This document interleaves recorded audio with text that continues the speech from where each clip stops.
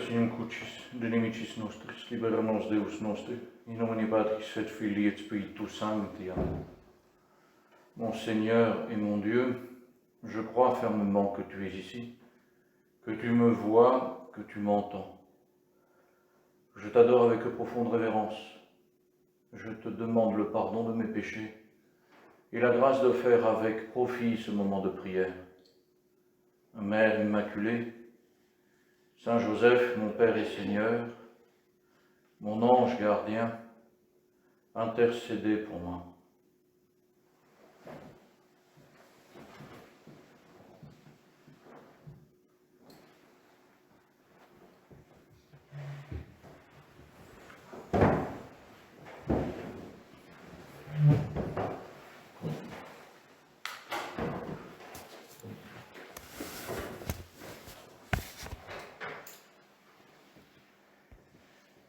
Avec votre permission, Seigneur Jésus, présent dans le très saint sacrement de l'autel, en ce jeudi, dans l'octave de Pâques, donc c'est dimanche, c'est le dimanche de la résurrection, 8 jours pour vivre ce jour que tu as fait, Seigneur, Ec dies quam fecit Dominus, le jour que Dieu a fait, pour nous réjouir et entrer dans la joie de ce jour, être en fête pendant 8 jours, parce que nous célébrons cette manifestation particulière de ton amour, de cet amour que tu nous as témoigné en nous ouvrant la vie éternelle, la vie en plénitude, non pas, Seigneur, cette vie que le transhumanisme veut nous donner, parce que le transhumanisme donnait une vie éternelle, une certaine vie éternelle, nous maintenir dans la vie. Mais là, ce que suppose la résurrection, en voyant ces différentes manifestations de Jésus ressuscité, c'est bien plus que ça. Le transhumanisme ne nous empêchera pas de rester prisonniers de l'espace et du temps qui est le nôtre. Par contre, là, on voit en effet, Seigneur, que toi, tu n'es plus prisonnier de l'espace et du temps. Tu es entré dans le domaine de Dieu, puisque tu apparais au milieu de tes apôtres dans le cénacle alors que les portes sont fermées. Tu leur dis bien, je ne suis pas un fantôme, pour que nous n'imaginions pas, parce que c'est ce que pensent souvent les gens, le Seigneur traverse les portes. Mais non, il n'a plus besoin de faire ça. Il est où il veut, quand il veut, sans avoir besoin de traverser aucune porte. Il apparaît, il se manifeste, il se rend visible. À qui il veut, mais ça ne veut pas dire qu'on le reconnaît. En effet, c'est toujours surprenant de voir Marie-Madeleine, les apôtres, qui ne reconnaissent pas tout de suite le Seigneur, que je dis ça a bien l'air d'être lui, mais en même temps avec des doutes, d'être vraiment en présence du Seigneur. Mais c'est bien lui. Et en effet, ayant le contrôle total de son corps, de son âme, de tout son être, il n'est plus dépendant de l'espace et du temps. C'est ça, cette vie en plénitude, et c'est en effet entrer dans le domaine de Dieu, qui est le seul à pouvoir avoir le don d'ubiquité. Parfois on parle de certains saints, et on se trompe, on dit qu'ils avaient le don d'ubiquité, mais non, ils n'avaient pas le don d'ubiquité, ils avaient le don de bilocation. Mais pas d'ubiquité, ils ne peuvent pas être partout en même temps.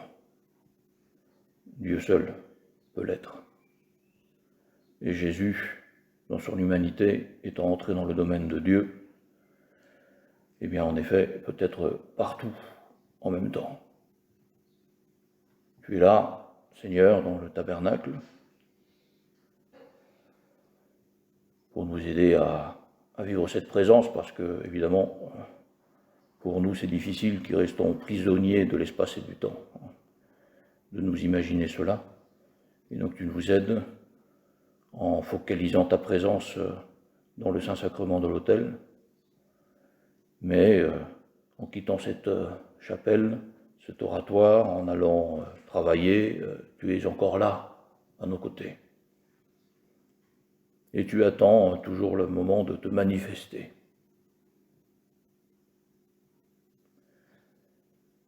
Alors Seigneur, est-ce que nous te reconnaîtrons? Est-ce que nous serons capables de reconnaître ta présence auprès de nous?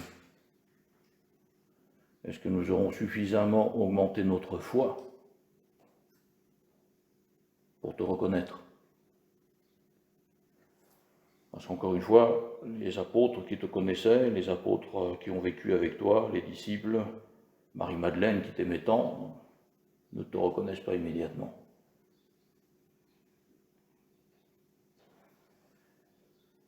Parce qu'ils sont encore enfermés dans cette connaissance purement, j'allais dire, charnelle de ta présence parmi eux. Ils ne sont pas entrés dans le domaine de la foi, pas complètement.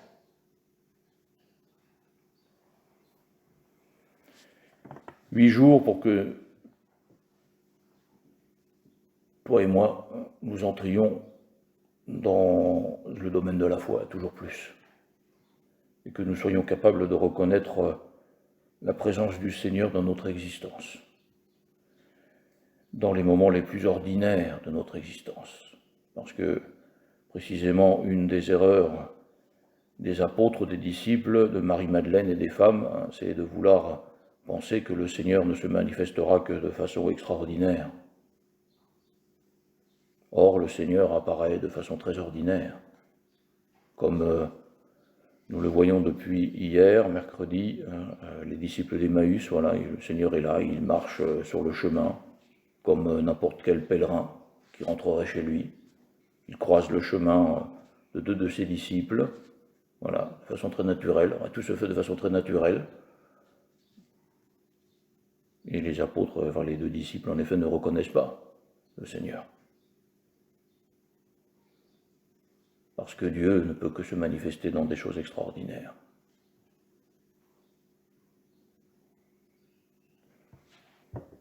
Pour Marie-Madeleine, c'est peut-être que le jardinier, premier coupable d'ailleurs probablement d'avoir enlevé le corps de son Seigneur, tellement préoccupée du corps de son Seigneur qu'elle n'est même pas capable de le reconnaître.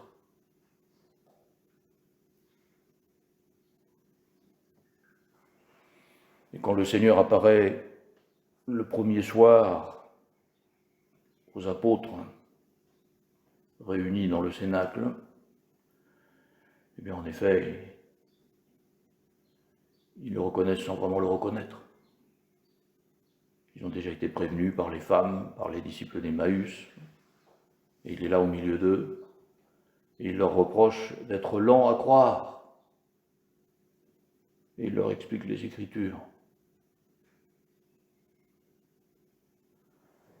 La loi de Moïse, les prophètes,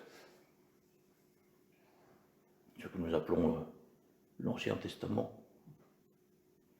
en leur montrant que tout est dirigé vers ce qu'ils sont en train de voir et d'expérimenter. Lent à croire. Et bien que dans cette octave, en effet, Seigneur, nous accélérions notre foi, notre capacité à croire. 8 jours, 7 plus 1. 8 jours. Et après cette première apparition, où Thomas n'était pas là, le Seigneur réapparaîtra en effet 8 jours plus tard au milieu de ses disciples, reprochera l'incrédulité de Thomas et lui dira « Vas-y, approche ta main de mes plaies, mets ton doigt dans mon côté. » Ne sois plus incrédule, crois. Et saint Thomas s'écriera « Mon Seigneur et mon Dieu ». Il fait un saut dans la foi, parce que ce qu'il voit reste un corps avec des blessures. Oui, c'est vrai, de celui qui normalement est mort sur la croix, mais enfin voilà, ça reste... Mais il se rend compte en effet que ce corps est entré dans le domaine de Dieu. C'est le corps de Dieu. Et donc il s'exprime avec ce cri « Mon Seigneur et mon Dieu ». Saint José Maria aimait utiliser ce cri « Mon Seigneur et mon Dieu ». Nous avons commencé cette méditation en disant « Mon Seigneur et mon Dieu ». Il aimait le dire particulièrement pendant la messe « Mon Seigneur et mon Dieu ». Après la consécration, quand il avait le Saint-Sacrement dans les mains, « Mon Seigneur et mon Dieu ». Dieu s'est manifesté. Et précisément, c'est le sens dans l'Ancien Testament du 8e jour. Après avoir travaillé avec les hommes, avoir laissé les hommes faire tout ce qu'ils peuvent de leur côté, faire avec leur propre force, leur propre talent, qualité, limitation. Le 8e jour, Dieu intervient. Dieu fait ce que seul lui peut faire. Il y a un passage de l'Ancien Testament qui montre bien cela. Le Seigneur demande à Moïse de constituer la demeure, ce qui sera le temple amovible pendant la traversée du désert. Vous me ferez un sanctuaire et je demeurerai au milieu de mon peuple. Et je vais te montrer le modèle de la demeure et le modèle de tous ces objets. Vous les reproduirez exactement. Le Seigneur montre ce qu'il faut faire. Moïse et les Israélites font ce qu'il faut faire. Et maintenant, il va falloir inaugurer la demeure. L'inauguration de la demeure, eh bien, elle se fait avec différents sacrifices que doivent faire les prêtres, mais d'abord les prêtres doivent se préparer. Et c'est 7 jours de préparation. Pendant 7 jours, dit le Seigneur à Aaron et aux prêtres, vous ne quitterez pas l'entrée de la tente de la rencontre jusqu'au moment où s'achèvera le temps de votre investiture, car votre investiture durera 7 jours.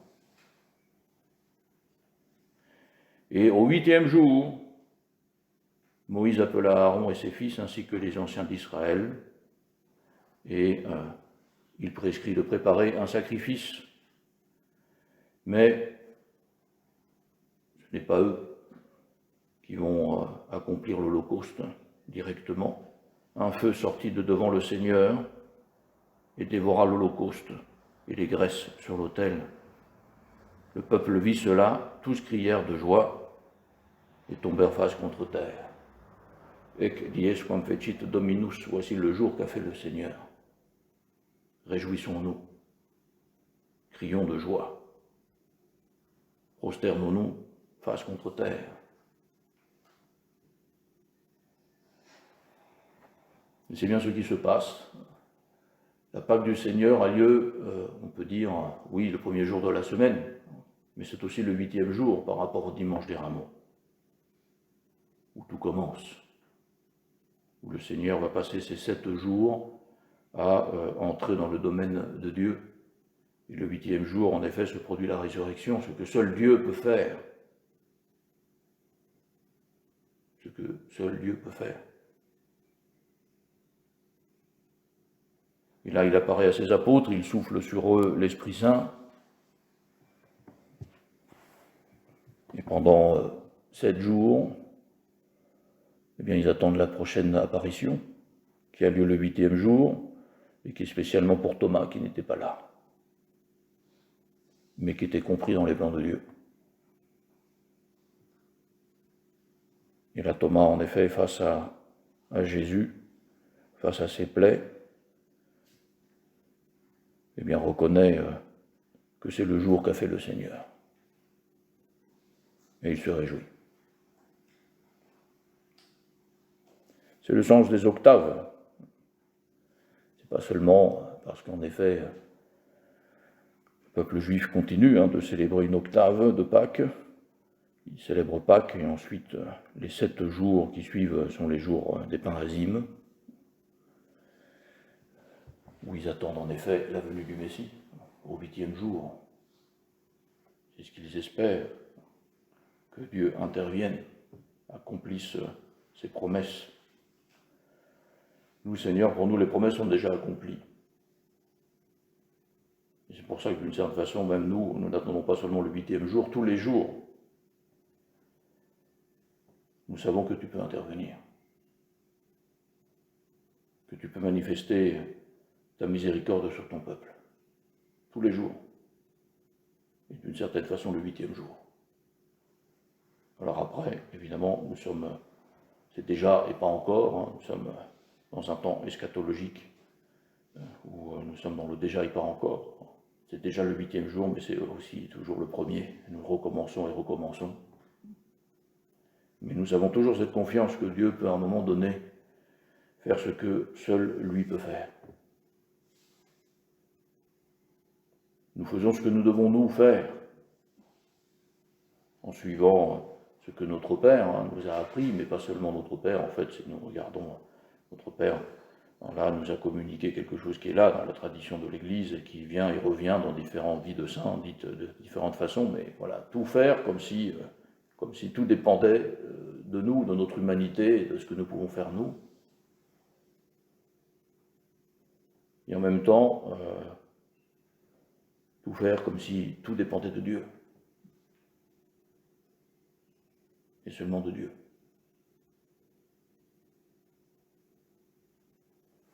Ce déjà et pas encore. Mais sachant en effet qu'à un moment donné, forcément, nous ne pourrons que compter sur l'intervention de Dieu. Sur celle qu'il jugera bon d'accomplir. Parce que seul lui sait ce qui est bon. Nous nous tâtonnons, Seigneur, comme Thomas qui tâtonne pour trouver tes plaies. Nous tâtonnons. Et toi, tu sais ce qui est bon. Et nous devons te faire confiance. Entrer dans la foi que ton intervention, quelle qu'elle soit, est celle qui est bonne.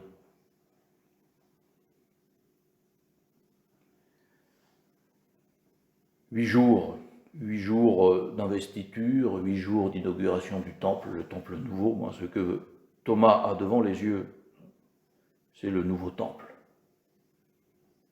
Celui qui a été détruit en 3 jours, mais que Dieu a reconstruit.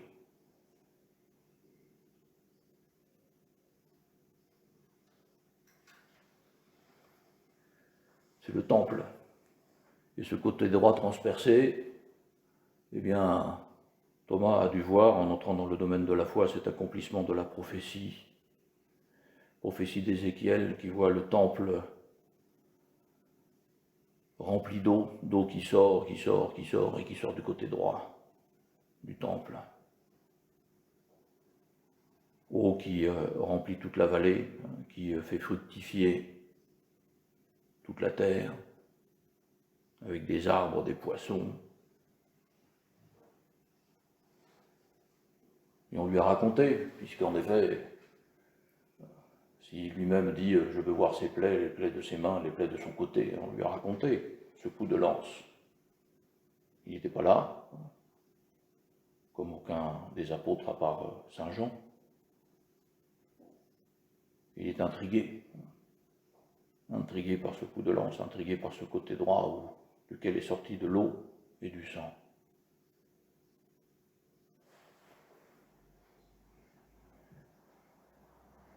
Nous le savons, cette eau, c'est l'eau du baptême, le sang, c'est l'Esprit Saint. Actuellement, dans la prière eucharistique numéro 1, nous avons cette prière où nous prions particulièrement pour ceux qui ont été régénérés dans l'eau et l'Esprit Saint.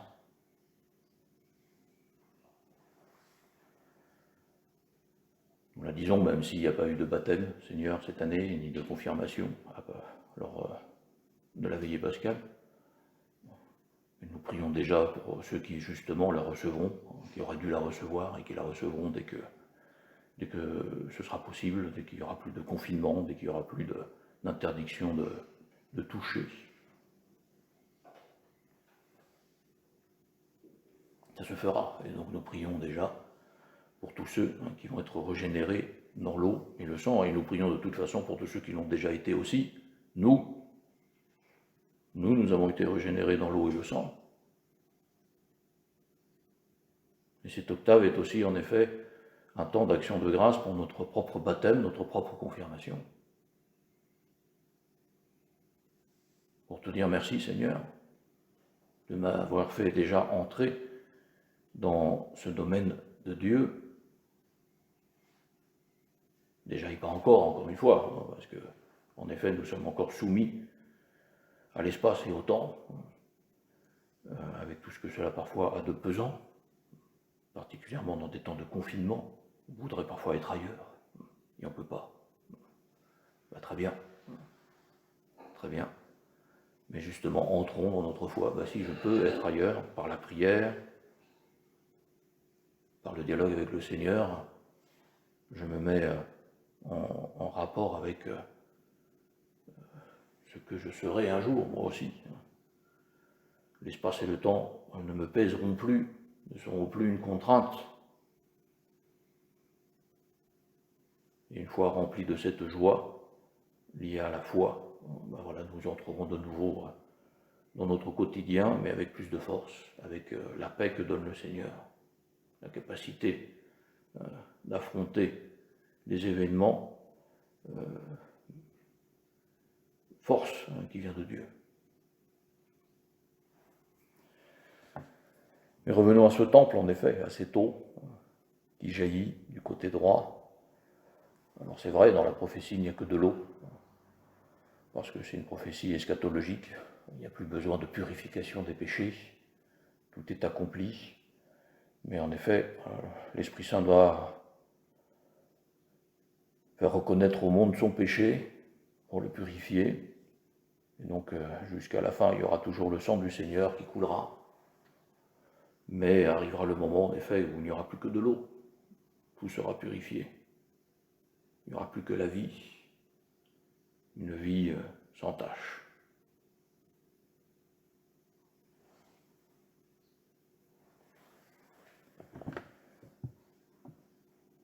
Seigneur, nous aspirons à cela. Mais en même temps, nous avons cette vie encore où nous tombons souvent, une fois et une autre, mais nous avons toujours la possibilité de nous relever, de nous réconcilier avec toi. Quand saint Thomas, en effet, s'écrit « Mon Seigneur et mon Dieu », c'est sa réconciliation.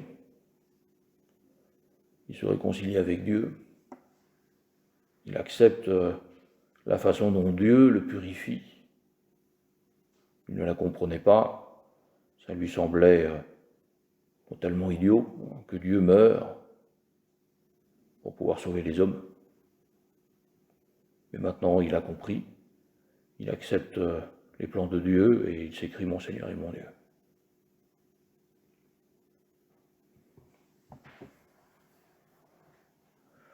Le sang est devenu de l'eau pour lui aussi.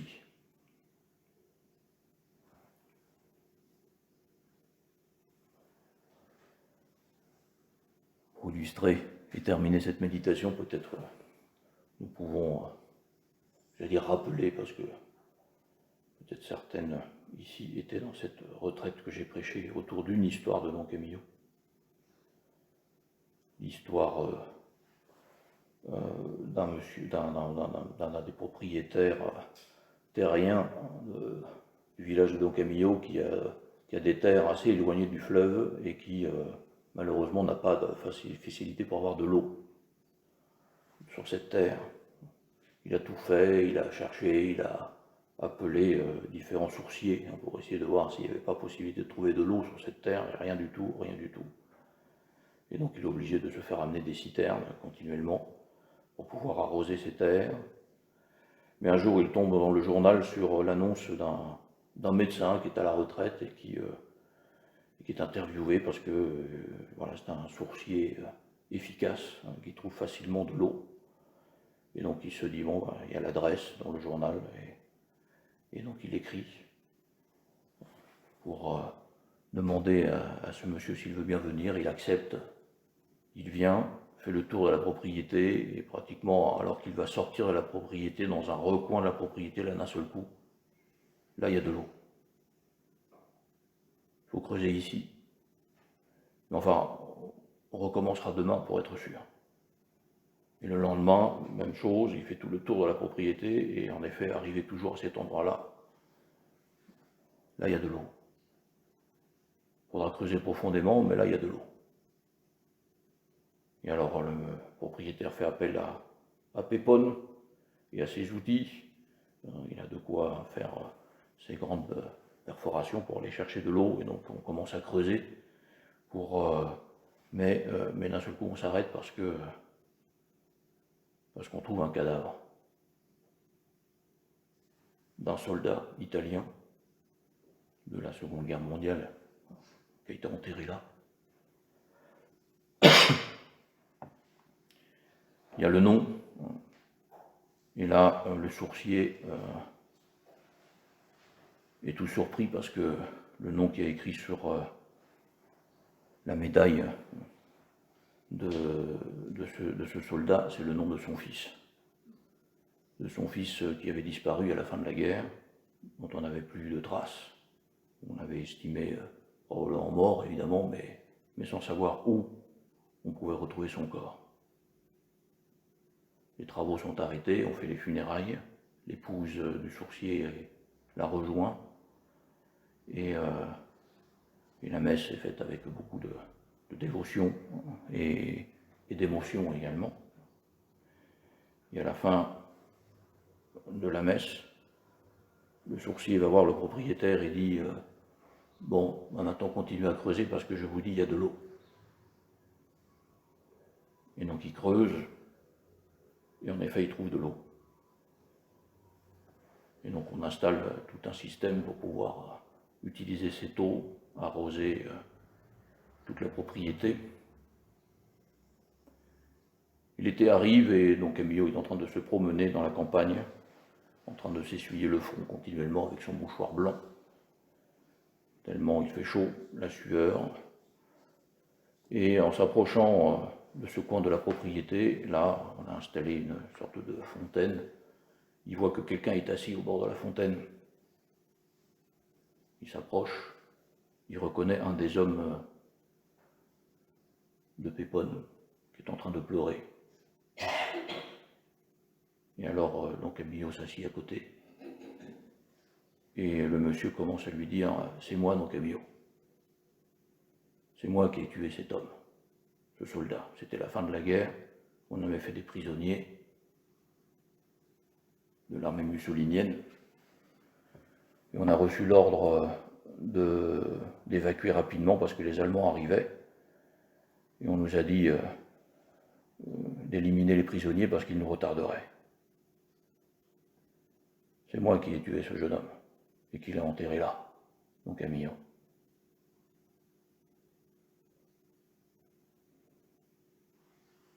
Et Don Camillo lève la main, prononce la parole de l'absolution, et le monsieur dit ce n'est pas de l'eau, Don Camillo, c'est du sang qu'il y a dans cette fontaine. Non plus maintenant, lui dit Don Camillo. Maintenant que tu as reçu le pardon de Dieu, ce n'est plus du sang, c'est de l'eau. Se laisser réconcilier. Mais pour cela, entrer dans le domaine de la foi. Reconnaître dans le Christ ressuscité le temple nouveau qui nous donne l'eau pour nous régénérer. Voilà ce que cette octave veut faire, et nous allons te demander, Seigneur, en présence de ta mère, eh bien, de nous permettre de mettre notre doigt dans ton côté transpercé par amour pour nous, pour que nous puissions vivre de cette régénération du baptême, pour que nous puissions être toujours réconciliés avec toi, et à notre tour, être ceux qui pourront aider les personnes que nous côtoyons à se réconcilier avec toi, à faire en sorte que ce qui est sang dans leur vie devienne eau par l'amour de Dieu.